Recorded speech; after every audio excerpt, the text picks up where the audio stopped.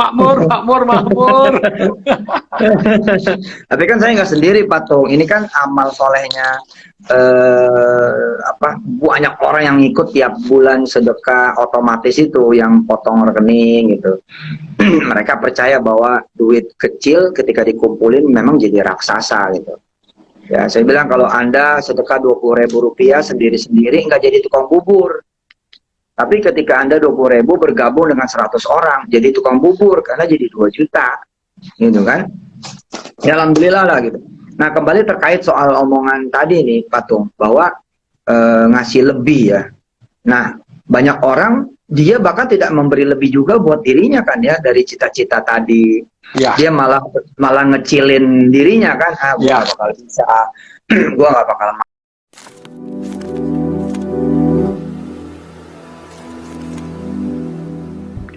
Assalamualaikum warahmatullahi wabarakatuh. Welcome back to my channel Detektif D. Ya teman-teman, kembali lagi kita ngebahas ini Yusuf Mansur bersama dengan Tung Dasem Waringin ya, itu kalau nggak salah namanya. Orang ini cukup terkenal, kemarin sudah saya bahas, tapi saya akan bahas tentang sedekah. Nah, Yusuf Mansur mengatakan bahwasanya ada penarikan sedekah otomatis dari rekening orang-orang. Nah, saya punya cerita ini valid ya teman-teman. Ini dari teman-teman tenaga kerja wanita di Hong Kong dan beberapa di Taiwan ya. Nah, mereka menyatakan bahwasanya banyak daripada mereka yang ikut pengajian Yusuf Mansur dan pengajian-pengajian yang lain ya, bahwasanya mereka itu melakukan transfer atau menarikan semacam sedekah gitu ya, kadang melalui orang tuanya, jadi ditransfer orang tuanya dan nanti ditarik ditransfer ke rekening PPA, dan beberapa yang langsung otomatis, dan itu saya nggak tahu jumlahnya berapa, tapi katanya jumlahnya itu bisa sampai miliaran per bulan. Karena teman saya sendiri ini, mereka itu satu orangnya itu rata-rata mentransfer minimal ya ini ya $20 Hong Kong, ini kalau yang Hong Kong ya. Nah, jumlah itu kalau dikalkulasi itu setiap bulan itu 1 miliar. Pertanyaannya adalah uang tersebut itu kemana larinya? Nah, proses itu berlangsung sangat lama sekali teman-teman, sampai di tahun 2021, terus 2022 awal itu mulai berkurang sampai akhirnya 2022 akhir itu berkurang cukup drastis karena mulai muncul kasus Yusuf Mansur yang tidak memenuhi kewajiban dia terhadap orang-orang investasi di patungan usaha, dan itu mulai berangsur, tapi masih cukup banyak ya teman-teman. Sampai 2023 masih ada aja orang yang mentransfer Yusuf Mansur dan jumlahnya cukup banyak dan masih miliaran. Kenapa Yusuf Mansur sampai masih kuat? Ya, pertanyaan itu ya mungkin bisa dijawab dengan ini ya, salah satunya.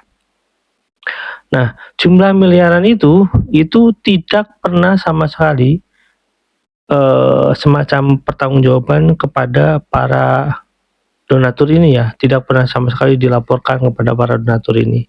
Dan itu kenapa mereka sampai melakukan hal itu ya, itu terbujuk rayu Yusuf Mansur yang katanya sedekah habis-habisan. Nah, para TKW ini mungkin ya mereka itu ya karena jauh dari ibaratnya merantau gitu ya, jauh dari kampung halaman, mereka haus dengan spiritual gitu ya, sehingga orang seperti Yusuf Mansur ini seolah-olah kayak, oh ini loh ustadz yang bagus, seolah kayak gitu. Tapi karena sudah semacam kayak ketahuan gitu ya bilangnya, jadi sangat turun drastis. Nah, tapi masih banyak juga karena rangkaian atau semacam akar-akarnya itu masih sangat bercabang. Artinya Yusuf Mansur itu masih mencari uang, dalam tanda kutip ya, nyari uang sedekah itu dengan berbagai macam sub-sub gitu atau akar-akar. Jadi nggak semua atas nama PPA tentunya. Nah, nanti teman-teman bisa cek sendiri apa saja sih yang semacam bagian dari Yusuf Mansur gitu. Jadi banyak sekali yang mungkin ya akhirnya mengatasnamakan nama yang berbeda, mau dari itu jenisnya properti atau apa lain-lain gitu ya. Tapi isu mansur ini cukup mengakar. Dan ya intinya begini, isu mansur itu tahu persis uang-uang kecil ini walaupun cuma $20 gitu ya, misalkan 200.000, itu kalau jumlahnya sangat banyak tiap bulan masuk ke dia, tentu saja dia bisa jadi sangat mudah untuk kaya raya, teman-teman. Jadi untuk ibaratnya mengumpulkan uang sampai sebulan gitu sampai puluhan miliar itu nggak jadi masalah dan cukup mudah, dan kita nggak pernah tahu sebenarnya berapa sih aset isu mansur gitu ya. Nah, karena dia bukan pejabat, tentunya tidak terlalu terbuka, tapi yang kita tahu yang jelas dia punya surat berharga cukup banyak. Nah, terus kita ngebahas tentang ini ya, doa yang direstorasi. Sebenarnya ini ya aneh sekali sebenarnya orang mengatakan bahwa doa itu direstorasi. Dan ketika ini wawancara dua orang ini, Saudara Tung dengan Pak Yusuf Mansur ini, saya nggak akan bicara tentang patung ini ya, karena ini bagian yang berbeda. Jadi ini di masa COVID teman-teman, karena di masa COVID dia ini masih ngobrolin tentang saham. Di masa COVID ini memang sudah ada yang membuka isu Mansur sebelumnya gitu di tahun 2018-an, tapi ya itu belum terlalu ramai gitu ya, dan isu Mansur merasa masih menang. Dan di tahun ini, di tahun pada saat-saat COVID itu, Yusuf Mansur masih pede-pede aja dengan masalah dia. Makanya dia merestorasi, apa ya, sebenarnya nggak ada restorasi sih dalam doa. Intinya dia pingin berdoa bertambah lagi dengan kekayaan 200 triliun per bulan gitu. Jadi kalau dikalkulasi ya semacam nilainya gitu 2.400 triliun ya, hampir sama dengan APBN kita gitu ya. Tapi ya begitulah Yusuf Mansur. Terus bagaimana caranya? Ya itu dia, Yusuf Mansur itu mengulangi, karena pada saat itu kita belum masuk dan kita belum meneliti bagaimana keuangan Yusuf Mansur seperti apa, bagaimana cara kerjanya, dan akhirnya merugikan banyak orang. Ya Yusuf Mansur masih pede-pede, tapi akhirnya ketika saya masuk dan kawan-kawan yang lain, sekarang ya 200 triliun itu ya nggak akan tercapai, bahkan mungkin miliaran aja sekarang itu pasti dipertanyakan uangnya dari mana gitu ya. Nah, ini ada satu lagi pertanyaan. Ada sebuah BUMN yang punya lahan 120 hektar, 70 hektarnya nanti kerjasama dengan Yusuf Mansur dengan nilai 80 triliun. Pertanyaannya adalah BUMN-nya itu siapa? Apakah benar Pak Jokowi berbicara seperti itu pada Yusuf Mansur atau tidak? Nanti omongan Yusuf Mansur teman-teman bisa cek sendiri videonya ya. Terus kemudian Yusuf Mansur ini sedang wadul ya.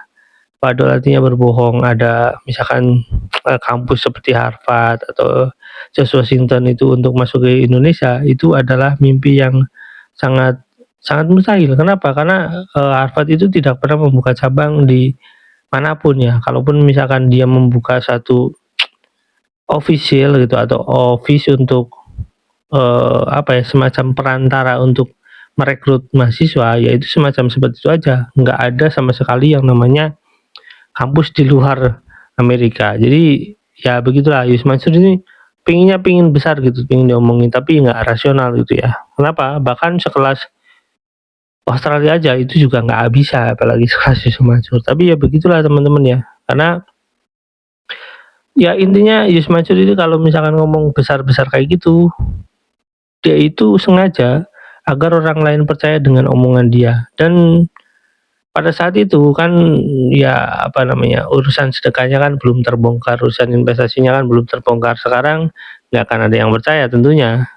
Jadi ya sekarang mungkin waktunya Yusuf Mansur itu merasakan betapa sakitnya orang-orang yang mungkin disolimi sama Yusuf Mansur. Ya teman-teman, langsung lihat videonya. Yuk check it out. Wassalamualaikum warahmatullahi wabarakatuh. Bye. Makmur. Tapi kan saya nggak sendiri, Pak Tung. Ini kan amal solehnya banyak orang yang ikut tiap bulan sedekah otomatis itu, yang potong rekening gitu.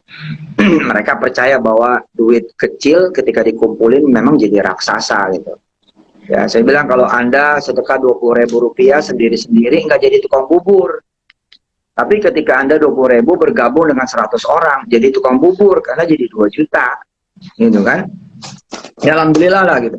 Nah kembali terkait soal omongan tadi nih Pak Tung, bahwa ngasih lebih ya.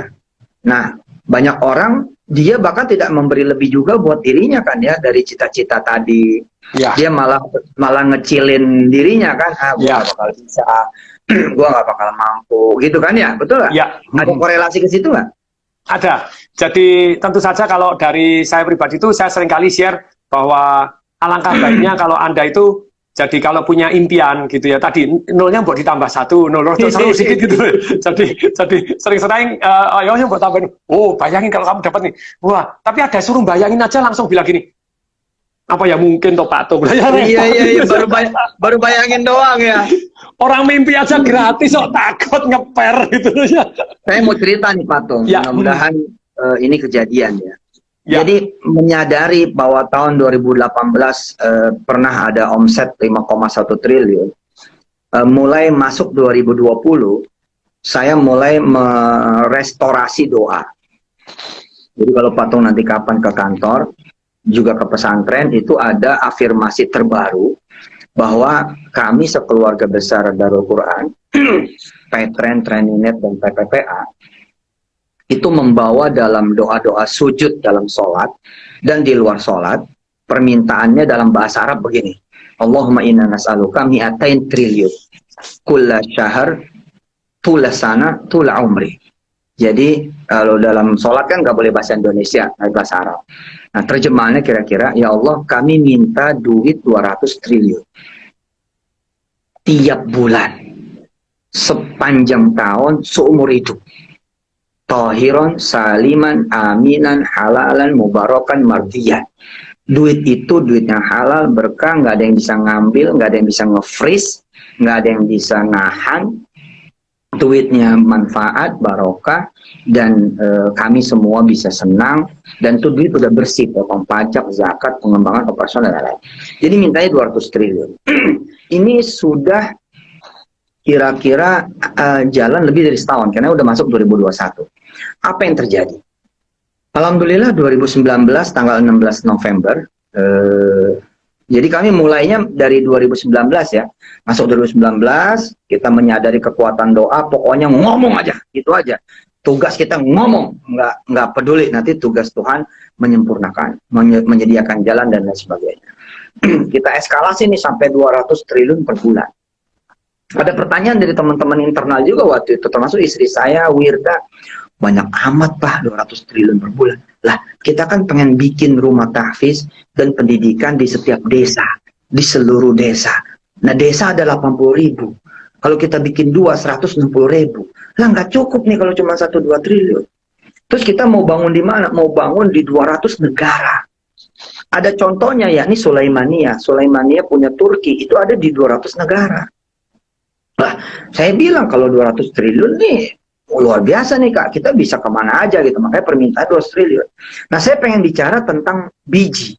Jadi omongan kita kan like a seed ya, seperti biji kan, begitu kita tanam dia pasti numbuh. Ya. Yang menjadi masalah kalau kemudian kita tebang omongan itu, kita yang nebang, ya udahlah gue orang miskin itu, berarti kita nebang. Gue gak bakal masuk sekolah negeri, ya dia nebang. Ya udah gue gak bakal bisa pergi ke Eropa, ya berarti kita sendiri yang nebang. Selama kita nggak nebang, dia tuh jalan terus tuh pohon. Nah saya 2019 mulai numbuh tuh patung. Jadi alhamdulillah ada proyek LRT City nilainya 5 triliun. Kemudian dengan kerjasama dengan Adikarya dan udah mulai jualan tuh 16 November 2019.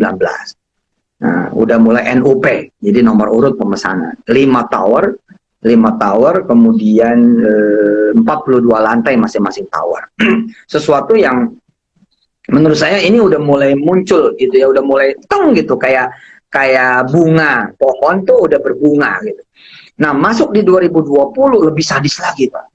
Jadi ada satu BUMN, saya belum sebut namanya hari ini, tapi mereka punya lahan 120 hektar. Punya lahan 120 hektar. 50 hektarnya dipakai untuk kotanya mereka. Nah, ternyata yang 70 hektarnya itu malah kerjasama sama kami. Yang nilai kemudian kerjasamanya itu, Pak, mau tahu Pak berapa? 80 triliun, Pak. 80 triliun, karena kita akan membangun kawasan pesantren, Pak. Jadi saya pernah ngobrol sama Pak Jokowi, Pak, tanggal 13 November, saya ditanya, itu beneran serius? Bener, Pak. Dari mana itu dapat santri 100.000 satu tempat? Kan saya bilang, kita akan membangun kawasan, Pak. Bapak membangun kawasan industri, saya akan membangun kawasan pendidikan. Jadi isinya bukan pabrik-pabrik, tapi isinya adalah pesantren, sekolah, perguruan tinggi. Nanti kita tarik Harvard masuk situ, Washington University, George Washington masuk situ, Cambridge masuk situ, Oxford masuk situ. Pokoknya anak kita yang pengen ke luar negeri, enggak, lu yang ke sini. Nanti anak gue di sini aja. Kesonanya buat wisuda aja, mah jalan-jalan ya. Nah,